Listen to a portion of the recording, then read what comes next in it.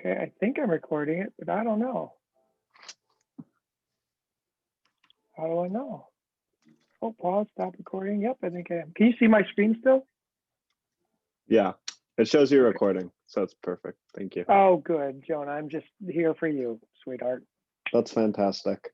Okay, Great to so hear. let me keep going. So f prime of x. I have to use the chain rule on this because that stuff is in the parentheses. And so I have to do the chain rule because if I read that first one out loud, it would be the quantity of x squared minus 3 to the 4th power. I read that out loud. So that's my chain rule. Now I'm just plugging in a 1. So f prime of 1 is 4 times 1 squared minus 3 cubed, 2 times 1. Continue this on, 4 times negative 2 cubed times 2. Negative 2 cubed is negative 8.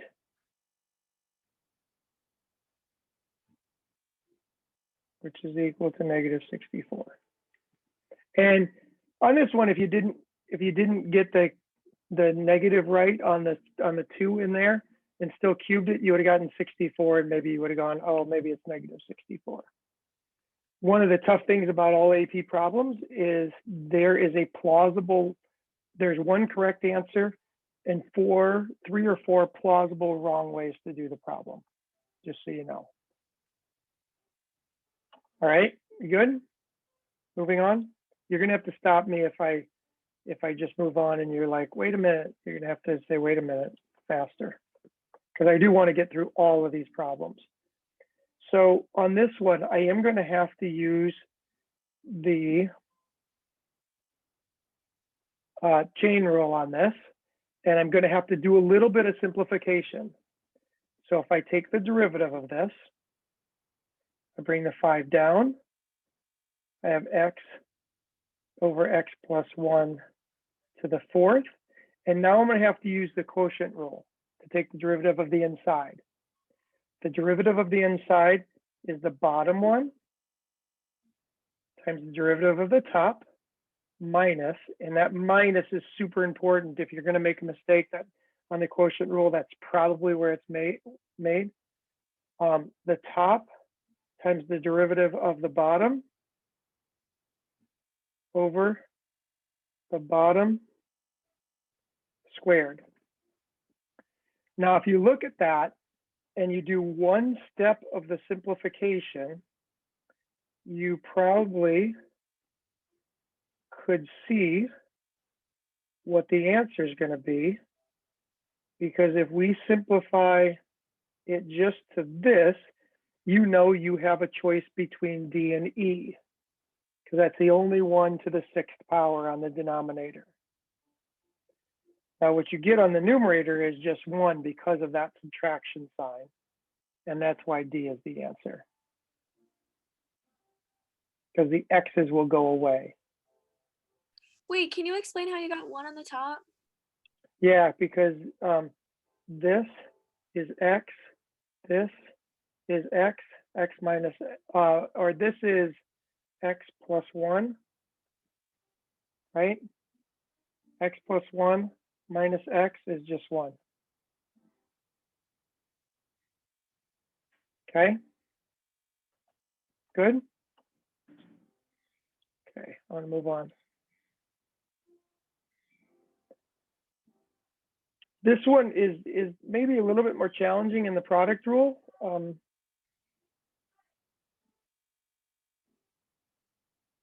Because this is really the same thing right there. That's another way of writing it. So it's e to the tangent, which is also squared.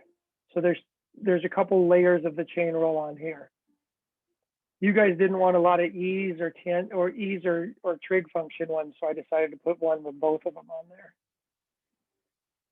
It was on there before. So the derivative of the e part is just the e part. Okay? So right away, you should know that C is not the right answer at this point. But now we have to take the derivative of the tangent squared right here. We have to take derivative of this part. We take the derivative of that by dropping the 2 down and reducing the power by 1. I know you wouldn't have to write that 1 there, but I don't want it to be lost on where that comes from.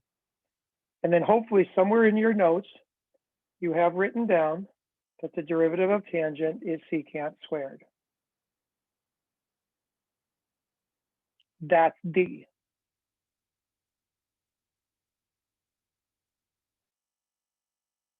Good? Wait, no, how did you get the 2 tan, that ending part again? Here? Yeah, just everything after the multiplication, the first one. 2 tan x secant. So I had to differentiate tangent squared. That's 2 tangent to the first power. But then I have to differentiate tangent, which is secant squared, because it's a chain rule. Okay? Okay. Okay, something like this one, pretty common AP question. You're given B of X is equal to G of F of X, and you're asked to find B prime of 3. So you have this. So B prime of X, this is a chain rule. That's G of F of X. So that's G prime of F of X times F prime of X, because it's a chain rule. That's actually the rule that you have written down for the chain rule. Like you have that written down in your notes. So B prime of 3 then is G prime of F of 3 times F prime of 3. Now we're going to go to this graph. And if you notice, F of 3, this is the graph of F. Actually, this is supposed to be -3, I think. Yes, for -3. So F of -3 is right there. See my cursor is on it right now? It's 1. So this is G prime of 1 times, now F prime of -3 is the slope of this line. The slope of this line is 1/3. Up 1 over 3. Now we got to do G prime of 1. Here's 1. G prime is the slope of this line, which is -1/2.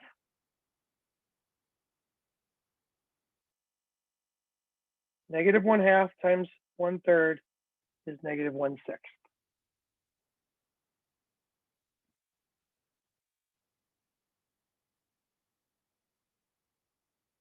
Okay.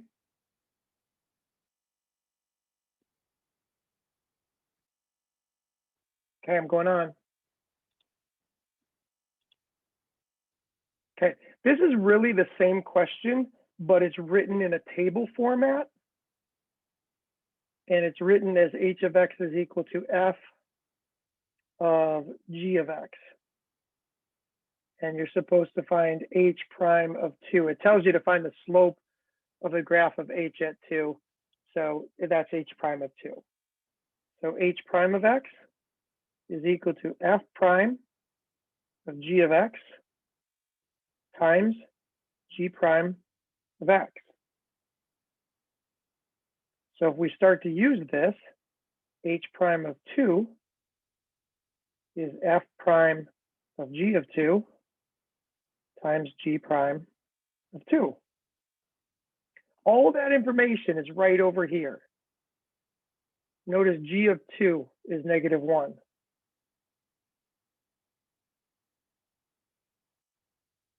G prime of 2 is 2. F prime of -1 is right there. 3. Together, that's 6.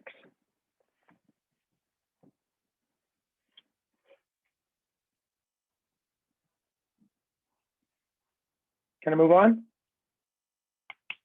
3, 2, 1.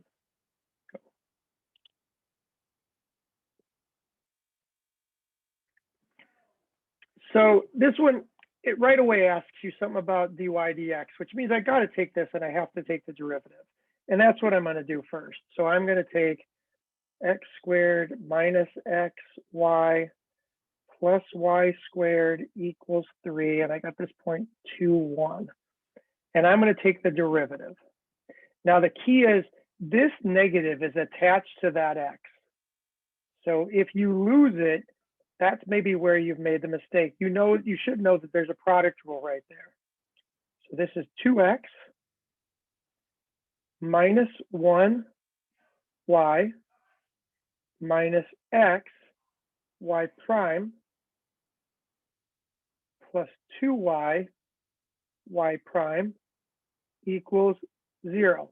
That process of doing the y prime on there, that's a chain rule, really. So this negative right here is attached to the x. That's why it shows up in both of those places in that product rule. Now, you guys are really fabulous math students. So I am going to simplify this all in one step. So y prime would equal, I would move the 2x over, that doesn't have a y prime. I would move the y over, that doesn't have a y prime. I would have factored out the y prime and divided by everything that is attached to the y prime.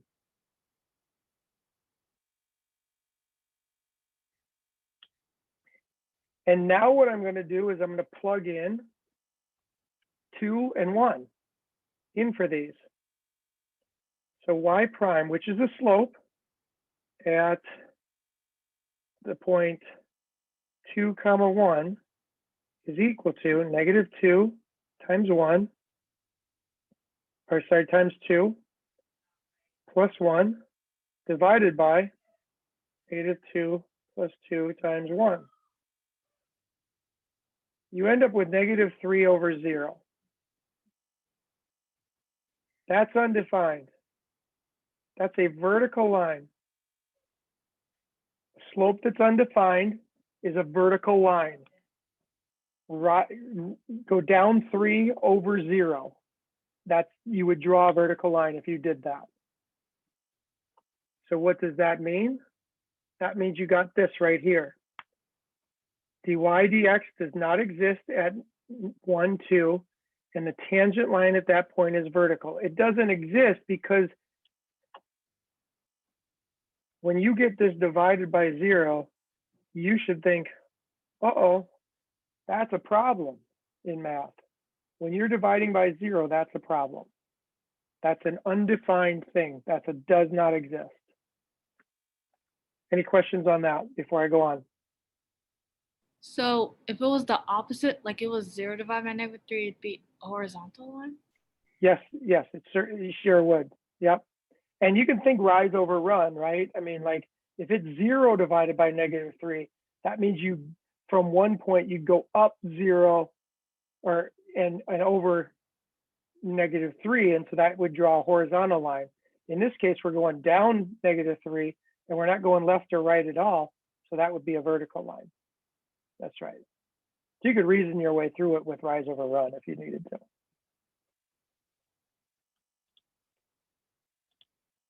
Okay.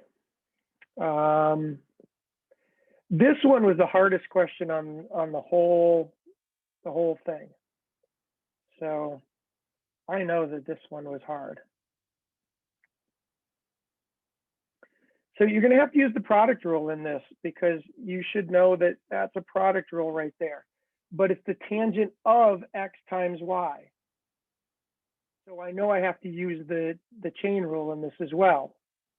So I get secant squared xy times 1y plus x y prime equals 1.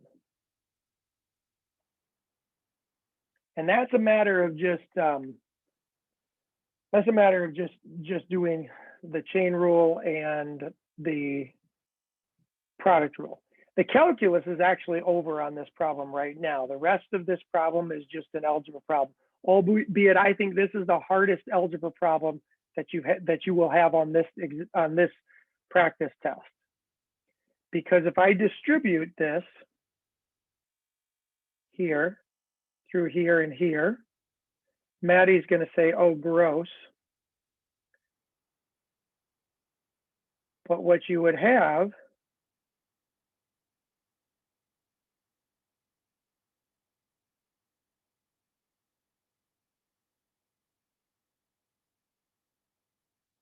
that. Now, if I solve that for y prime, I would have 1 minus y secant squared xy divided by x secant squared xy. Now, don't pick A just because it looks the messiest. That's silly. That's foolish. Simplifying this to get the answer of E is a little bit challenging. I'm not going to kid you. I think there's a couple ways to simplify this. Here's the way I'm going to simplify it. Okay, I'm going to simplify it like this. I could think of why is it not y prime secant at the end? Why is it just y prime in the green? Sure. If you shouldn't it be because it's x y prime? Shouldn't you put secant after the y prime? You could. It doesn't matter. I mean, I solved it to go from the green to the blue. Like I could put the secant after, but it doesn't matter because in the end, I would have moved this part right here that I'm circling over. That's right there. And I would have divided by all the leftover stuff. No, but from the red to the green. Shouldn't. Yep. So see how it's x, y. I mean, if you wanted to, I mean, that's a matter of just. I mean, if you wanted to write the y prime there, you could. Doesn't matter because it's multiplication. But you would write x y prime. You wouldn't write. It wouldn't be y prime secant. You could write anything. I mean, you could write. I mean, you got the x in there, right? I mean, the x is right there, so you could write y prime secant squared x y times x. I mean, the bottom line is the three things are there. No, I thought that. Okay, that makes sense. I thought it would have to be x secant squared and then a y prime secant squared, but it's just one secant squared. Right, because you're distributing it just to that thing. Yeah. So at this point on the blue, the hardest thing is what do you do with it? And so here's what I would do with it. Here's how I would think of it. Is I could separate this out into two fractions. I mean, legally, you could, I mean, somebody might call this decomposing the fractions, but I could separate it out into two fractions. If you look at, if I smush that back into one fraction, I have what I first wrote in blue. Now, the reason I would do that is this is just one, right? That part there. And hopefully you remember from, or you have it written down, that 1 over the secant is equal to the cosine. You have that written somewhere in your notes, probably one of the first few days that we did. It's the reciprocal identities. If I put a squared here, I can put a squared there. It wouldn't change it. Now, why would I do that? Well, that means y prime is equal to cosine squared x over, or xy over x. So this is just those would just be notes. So we could write that first fraction like that, and the second fraction like that. And that's E. If you smush that back as one fraction, that's E. Wait, where did the secant go on the bottom? It's cosine. Secant squared xy is cosine squared xy. If it's on the bottom, it can go to the top and make it cosine because of these notes right here. That's the reciprocal identity for secant. And you have it written down in your notes, or you should have it written down somewhere in your notes, probably one of the first 3-4 days of class. Okay, that's a pretty hard question. But remember, I mean, I'm not looking for perfection. You don't have to be perfect to get an A or an A minus in this class. So don't think, oh my God, he expects us to get everything right. In fact, I don't expect you to get everything right.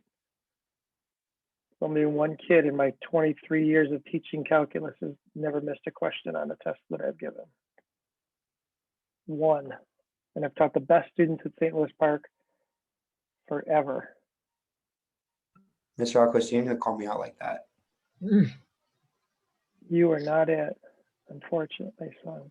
Well, you are one of the best students. Or I would lump you in as the best students at St. Louis Park, but there was only one best. His name is John Erickson. That's the question. Okay. So find the second derivative. So we got to find the first derivative. So if I find the first derivative, first derivative of this, looking at the time, and I'm worried about my time in this, that I'm not going to have enough time. So I have that. That's the first derivative. I could solve that first derivative like that, which is just negative x over y.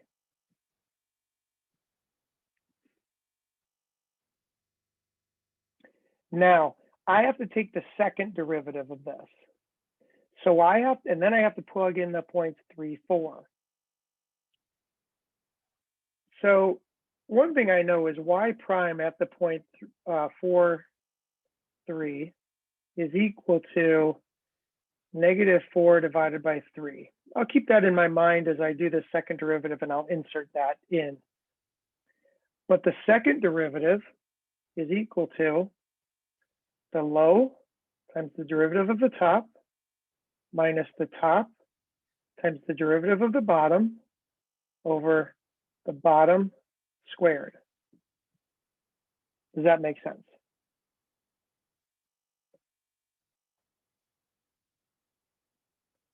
So from here, you're supposed to find the second derivative at the 0.43.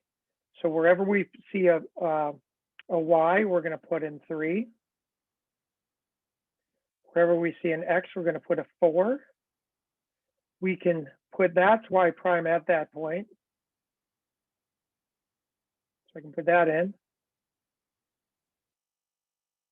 And I can square that. In the end, arithmetic-wise, that works out to be -25 over 27. I'm worried about getting through everything, so I'm not going to finish that. But in the end, this is -25 over 27, just arithmetic-wise. But that's the process. Okay? Can I move? Okay. Question 9. Same kind of idea, but they give you, they almost give you y prime and ask you to find the second derivative at the 0.30. The good thing is they gave you the 0.30, right? So if I solve this for y prime, that would be 2x minus y over x plus 2y. Now, just like I did on the last one, I'm going to do it again. Y prime at the point 3, the point 3 comma 0 is equal to 2 times 3 minus 0 over 3 minus 0, which is 2. So I'll use that in a little bit. But before I can use that, I got to find the second derivative. And in order to find the second derivative, I'm going to have to use the quotient rule. To find the second derivative on this, I'm going to do the bottom one times the derivative of the top minus the top one times the derivative of the bottom over the bottom one squared.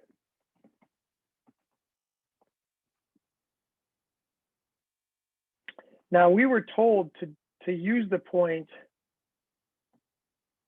3 comma 0. So anywhere we see an x, we'll put in 3. Anywhere we see a y, we'll put in 0. And we can put this value in for y prime. So if I do that, my second derivative is going to be 3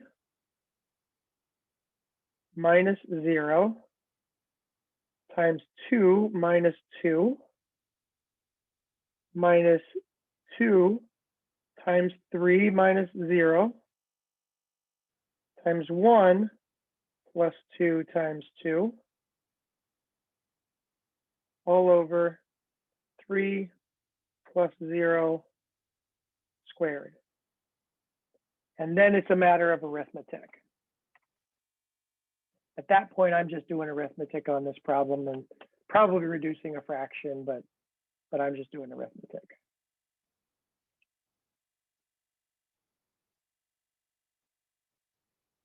Okay. I'm going to move on.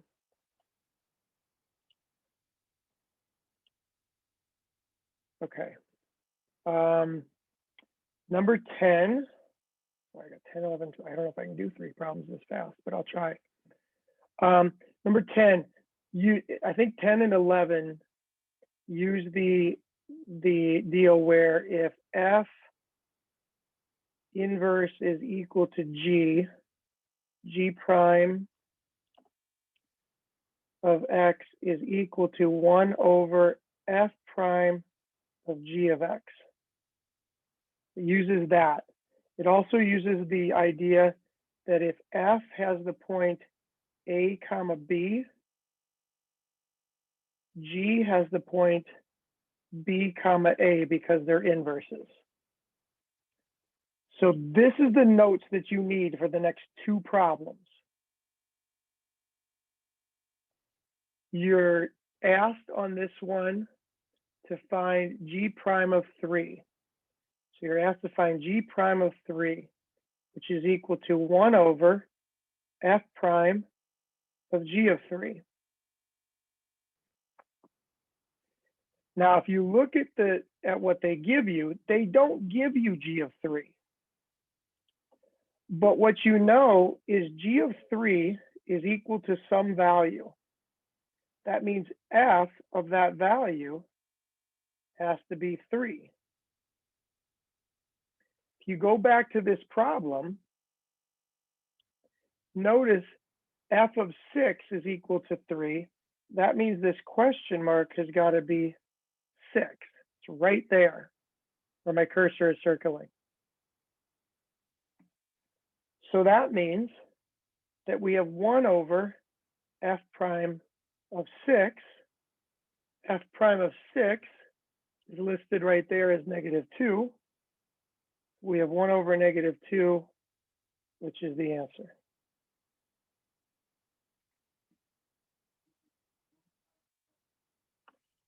Okay. I'm going to keep on going. We got 10 minutes to do 3 problems.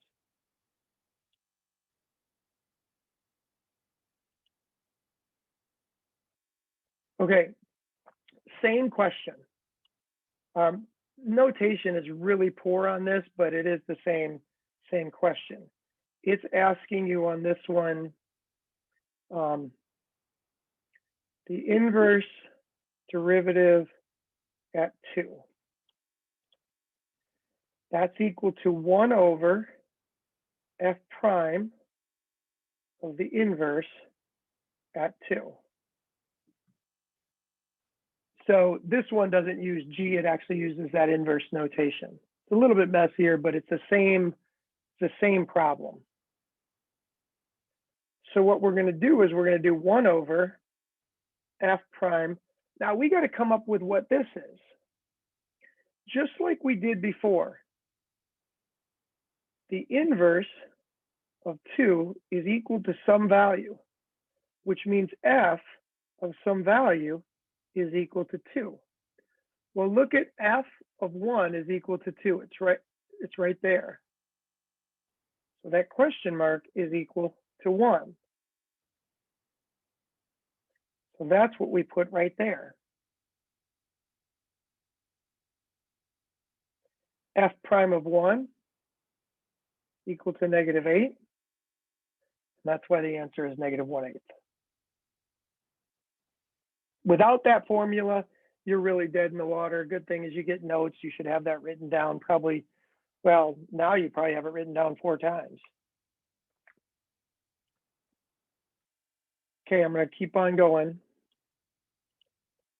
I think I can finish. This is a really terrible problem if you don't get notes. This problem would be really terrible because you're supposed to find the arc, if you have the arc sine of x is equal to the natural log of y, find dy dx, which is y prime. So that's what you're supposed to find. Well, if you have the notes, you know that the arc sine of x, the derivative of it, is going to be 1 minus x squared. The derivative of the natural log of y would be 1 over y times y prime because of the chain rule. Anytime you do implicit differentiation, you're doing the chain rule. So that means y prime would equal y over the square root of 1 minus x squared.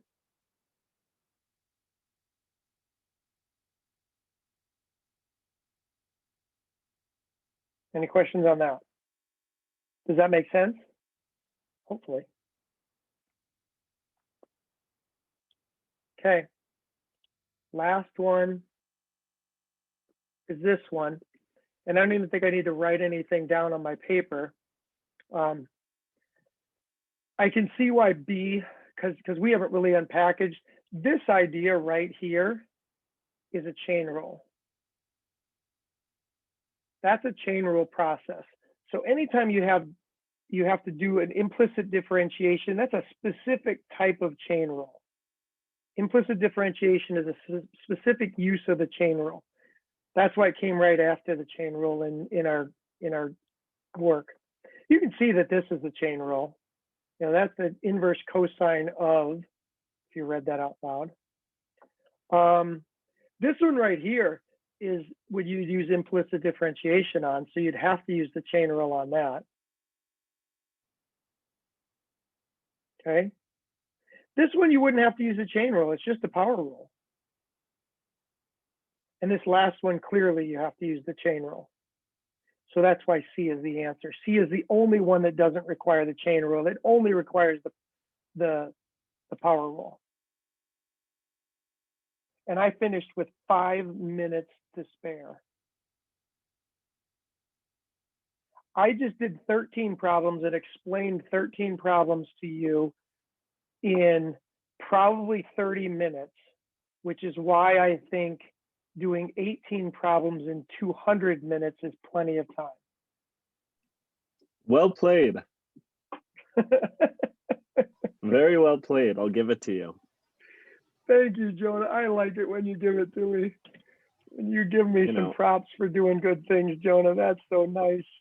I give you You props can't when you do it deserve right it. now though, Jonah, because the sun is gonna set in like 20 minutes. Mr. Ahlquist, it's Jonah's Thank you. birthday. Hey, happy birthday! Oh, thanks. Signed a celebration of knowledge for Jonah's birthday. What could be better? Nothing. I don't think I'm gonna take the test today because it's too much celebration in one day. That's all right. Truman's gonna do it. You know, you guys know Truman? No. Truman is gonna do it at probably 3:30 in the morning on Monday. I would guess. Why can't Can he I get his stop? own material? That's my joke. I don't know, but I'm gonna stop the recording. Yeah. Now the hard thing is